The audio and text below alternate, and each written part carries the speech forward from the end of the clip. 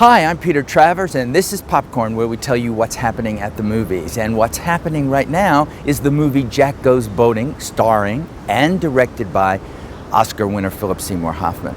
We talked to Phillip Seymour Hoffman and his co-star Amy Ryan earlier this year at the Sundance Film Festival. And that interview will be up next. But right now, let's take a peek at the bittersweet love story that is Jack Goes Boating. I like talking to you. I should invite you up, but my place is a mess. I'm gonna clean it, and I'll invite you up next time. Mine's worse. I'm usually neat. Well, not neat, but not disgusting.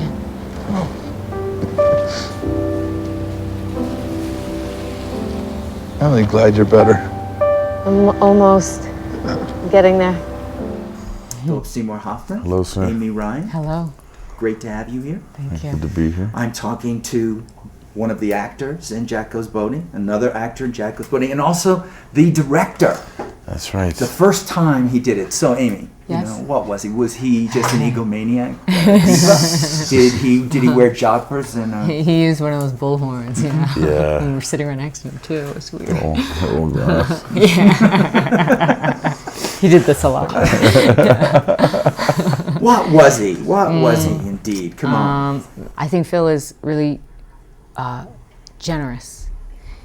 With your own life stories, you share so much of yourself, be it if it's a very intimate story or a humiliating story, or I'm just amazed that you open that up in order to help us get to a place if need be. Or I'm very appreciative of that part of Phil, but also just generosity of spirit. And We should bring up a little bit about the characters from this play, which is, of course, Jack Goes Boating. They're people.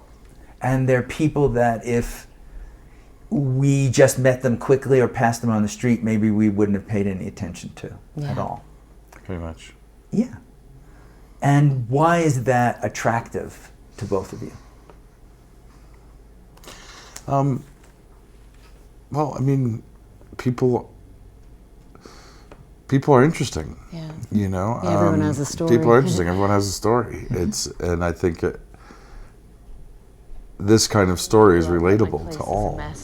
You know, and I think that the idea of Mine's worse. why two people might usually end up neat. at a certain Well, time not in their neat, life but having not not really disgusting. invested in a relationship for long term is interesting to me. I'm really glad you're better. I'm almost getting there. And that what's also interesting to me is that I think it is true that you will meet people in your life that will help you get to another place. Do you know what I mean? And that happens in people's lives. And this film has a lot to do with that. That, this could have been just another blind date that this guy goes on, maybe dates for a little while, maybe they have sex once or twice, and then that's it. I'm sorry. No. And I want to. I even imagined it with you. Yeah. It was a pitch black night. We were in a spaceship flying through superspace. That's a long way off. Space travel for tourists. Which I think is Jack's story. You know what I mean? And He's a limo driver. he's a limo driver who has never felt like having a relationship past that first few dates probably meant. But I think he meets somebody and she meets somebody where I think you get a sense, and they get a sense from each other that other person might actually be different. And it is about people helping other people get to the next place, and that doesn't always happen when you're 20 for everybody, or 30 or 35. Or ever. Or ever, and it's about and people, that starts to play on people's, mortality. And they have to, so their needs and wants become more sharp and more desperate and more, so then you see that in the doppelganger of the other couple in the film, and how they do have somebody, but it possibly isn't that person. Called him about Jack like you asked once. I never talked to him again. Once. Once. And how when you do meet somebody, you do fall in love, it doesn't mean that you won't hurt each other. You hungry? Yeah. It doesn't mean all the fears that these guys probably have. So it's just it's looking at all the complexities of that, and that's interesting. And I do think it's compelling. I think it's compelling to see a man's face, look at a woman, and wonder if, you know, if you actually do that.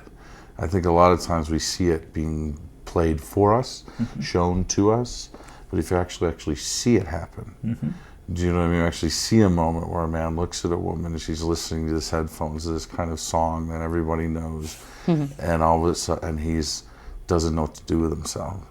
And you have that moment, you know. I think that's as compelling as anything you'll see anywhere. It's it's what you're asking of an audience that an audience doesn't get asked of very often anymore in movies, which is to be patient, to look at these people and grow to understand them and look at them. And then once they do that, it's okay. But we should talk about Connie, your character. Since they're not here, I also want to say something about John Ortiz and Daphne Rubin Baker, the other couple that are so incredible in this movie, as they were on stage. You being the new person. The new kid in school. The new kid in town that comes to this. But tell us a little bit about who your character is. Because you've got that story about the coma and the father and the mother. So, So, even hearing it again now after the stage and hearing it there, I keep going, what? I told him I loved him. He was a great dad, and he woke up out of the coma woke up. after 3 months. Oh, God. And then he fell down and hit his head in the hallway, and then he died. Oh. John's character describes Connie as, oh, she's one of those, thinks too much, or too much going on in the mind, right? Imagines too much. And I think of Connie as someone, you know, maybe up until this moment of the possibility of something new, breaking an old habit, that she is someone who's living in, you know, fear and suspicious. My word again. I did this the other day. Spatalicious. She's very spatalicious about people she meets. And What is that? she's supercilious. She doesn't like people. No, but yet she is. There is that side of her. This is the thing. I feel like all these characters, you can't put them in the box. Yeah, you can't. And they are You the anonymous New Yorkers that we pass, or you know, maybe we cut in front of to get in the subway because they're not, you know, we could take them, you know. But you can't put them in a box. They are many things. And yeah, Connie is fearful, but at the same time, she's such a dreamer. She's so romantic. Her ideas of romance are odd, but to her, they're pure beauty. And what I was so struck with her is that fighting her own fear to get through to that, you know, having the courage at this point, for whatever reason, her story before we meet her, why she had enough of being alone, or maybe she's just so defeated, like, what else do I have to lose? Who knows? But the point is, here she is now in this situation, and she chooses to say yes.